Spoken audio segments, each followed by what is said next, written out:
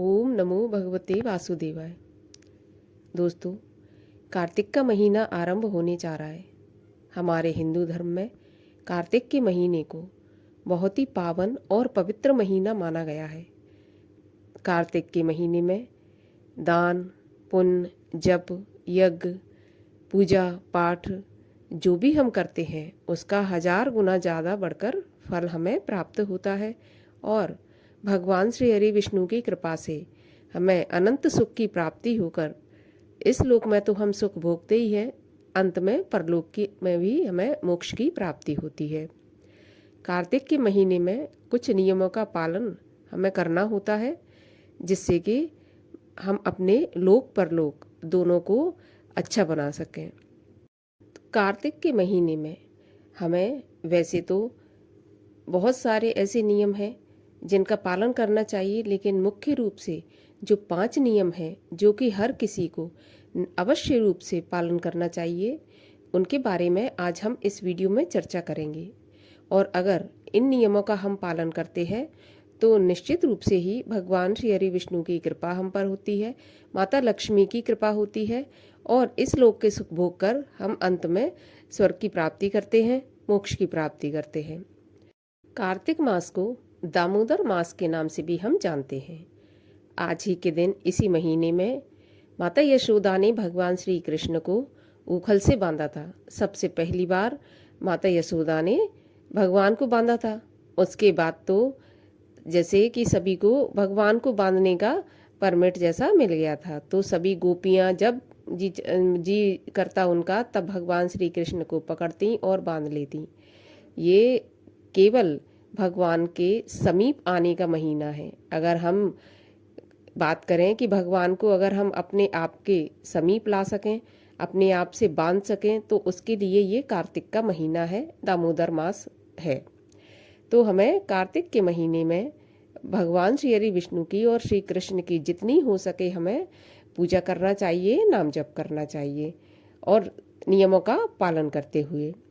तो अब हम जानते हैं कि हमें कौन कौन से नियमों का जो खास नियम है उनका पालन हमें कार्तिक के महीने में करने चाहिए। नियमों की बात करने से पहले आपसे रिक्वेस्ट है कि चैनल को सब्सक्राइब नहीं किया है तो प्लीज़ चैनल को सब्सक्राइब कर लें। वीडियो अच्छा लगे तो वीडियो को लाइक कर दें और शेयर कर दें। साथ ही साथ बेल आइकन को भी प्रेस कर दें, क्योंकि मेरे चैनल पर आपको व्रत, त्योहार, व्रत की कहानियाँ, टोने टोटके, आपकी परेशानियों के उपाय, ये सब के वीडियो मिलते ही रहेंगे। तो बेल आइकन को प्रेस करके ऑल पर दबा दें, क्लिक कर दें। तो देखिए कौन कौन से नियमों का हमें पालन करना है। सबसे पहले तो हमें तारों की छाँव में स्नान करना चाहिए। तारों की छाँव का स्नान कार्तिक मास में बताया गया है।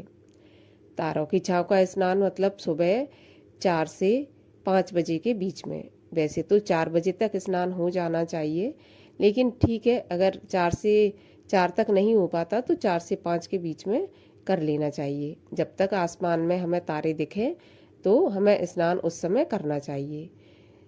अगर हो सके आपके पास कोई पवित्र नदी है तो आपको गंगा, यमुना, इन सब में स्नान करना चाहिए, क्योंकि गंगा, यमुना के और पवित्र नदियों का स्नान ही कार्तिक मास में बताया गया है।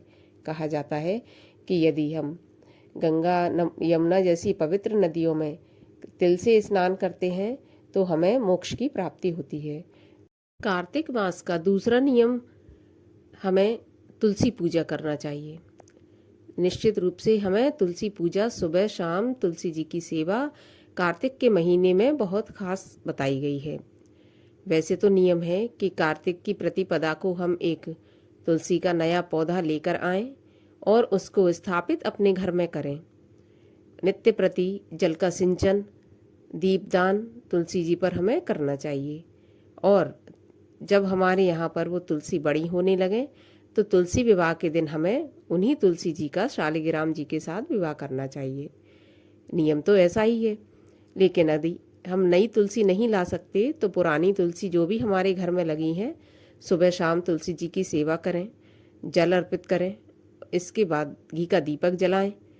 चाहें तो तुलसी चालीसा, तुलसी जी की आरती ये सब हमें करना चाहिए। तुलसी की सेवा भगवान श्री हरि विष्णु की को प्रसन्न करने का बहुत ही सरल और एकमात्र बहुत ही अच्छा साधन है। तुलसी माता को लक्ष्मी का रूप भी माना गया है। मैंने अपने चैनल पर वीडियो अपलोड भी किया है कि तुलसी पर हम जब कलावा लगाते हैं, तुलसी के अलावा और कौन कौन से वृक्ष हैं जिन पर कलावा बांधते हैं, जिस तो हमें हमारे घर में सुख संपन्नता प्राप्त होती है। तो आप जाकर वो वीडियो भी देख सकते हैं। अब बात करते हैं अगले नियम की। तो अगला नियम है दीपदान। निश्चित रूप से, अवश्य रूप से, अनिवार्य रूप से कार्तिक के महीने में हमें दीपदान करना चाहिए। दीपदान का महत्व इतना है, सब दानों में बड़ा कार्तिक के महीने में दीपदान बताया गया है। अब दीपदान कहाँ करें?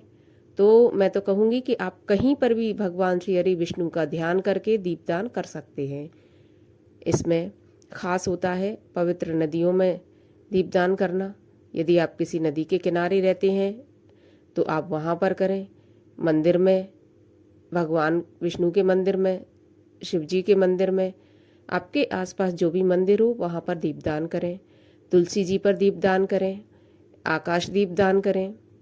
आकाश दीपदान के लिए आप एक दीपक बनाएं और छत पर जाकर दीपक जला दें। धनदायक दीपक भी आप जला सकते हैं। धनदायक दीपक के लिए मेरे चैनल पर वीडियो अपलोड है, हल्दी वाला दिया आप जला सकते हैं। इससे यदि आप पूरे कार्तिक के महीने में हल्दी वाला दिया जलाते हैं तो माता लक्ष्मी की कृपा आप पर होगी ही होगी, इसमें कोई भी संदेह नहीं है। तो दीपदान का भी बहुत महत्व बताया गया है और दीपदान हमें अवश्य करना चाहिए। तुलसी जी पर तो हमें देसी घी का दीपक सुबह शाम जलाना ही चाहिए। वैसे तो देसी घी का ही जलाना चाहिए, गाय के घी का यदि नहीं है तो हम तिल के तेल का दीपक भी जला सकते हैं। घर के मुख्य द्वार पर जलाना चाहिए। कहने का अर्थ है कि जहाँ पर भी भगवान विष्णु का ध्यान करके हम दीपक जला सकते हैं वहाँ हमें जलाना चाहिए। कार्तिक मास में दान का भी बहुत महत्व बताया गया है। जितना हो सके हमें दान इस महीने में करना चाहिए। जाप, माला, जो भी हम कर सकते हैं कार्तिक के महीने में हमें अवश्य करना चाहिए। कार्तिक मास में जो भी दान पुण्य पूजा पाठ हम करते हैं उसका हमें 1000 गुना ज़्यादा फल प्राप्त होता है। तो दान का भी बहुत महत्व है। आपसे जो भी हो सके दान करना चाहिए। गरीबों में खाना वितरण करें, आप मंदिरों में दान करें, पंडित जी को दान करें, जो भी आपसे बन सकता है, श्रद्धा हो, आपकी क्षमता हो, उस हिसाब से दान करना चाहिए। अब अगला नियम आता है रात्रि जागरण। रात्रि जागरण का भी बहुत महत्व कार्तिक मास में बताया गया है। भगवान श्री हरि विष्णु के समीप बैठकर भगवान के भजन करते हुए यदि हम रात्रि जागरण करते हैं तो अनंत गुना फल की प्राप्ति होती है। भगवान का नाम जप करते हुए, कीर्तन करते हुए रात्रि जागरण करना चाहिए। अब रोज रोज तो रात्रि जागरण नहीं कर सकते, तो कम से कम मध्य रात्रि तक हमें अवश्य जागरण करना चाहिए। आधी रात के बाद ही हमें बिस्तर पर अपने जाना चाहिए और कार्तिक मास में हो सके तो भूमि पर शयन करना चाहिए, पलंग पर नहीं सोना चाहिए। भूमि पर ही शयन कार्तिक मास में बताया गया है। तो रात्रि जागरण हमें कार्तिक मास में अवश्य करना चाहिए। अब अगले नियम की बात करूं तो व्रत। वैसे तो पूरे कार्तिक मास व्रत किया जाता है और तारों की छांव में भोजन किया जाता है। सारा दिन उपवास रखें। शाम को जब तारे निकल आएं तो तारों को अर्घ देकर भोजन करना चाहिए। ये कार्तिक मास का नियम है। ये नियम सभी लोग पालन नहीं कर पाते हैं, लेकिन हो सके तो हमें इन नियमों का पालन करना चाहिए। तारों की छांव में स्नान और तारों की छांव में भोजन, ये हमें कार्तिक मास में करना चाहिए। कार्तिक के महीने में जो भी हम धार्मिक चीज़ें, धर्म से जुड़ी चीज़ें कर सकते हैं वो हमें करना चाहिए।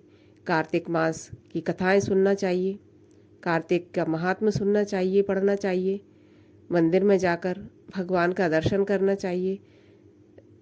कहने का अर्थ ये है कि जितना हम दान पुण्य जप तप इस महीने में कर सकते हैं हमें अवश्य करना चाहिए। तो ये थे कार्तिक मास से जुड़े कुछ नियम। उम्मीद करती हूँ कि आपके लिए वीडियो लाभदायक रहेगा। यदि वीडियो अच्छा लगा हो तो वीडियो को लाइक कर दीजिए, चैनल को सब्सक्राइब कर लीजिए।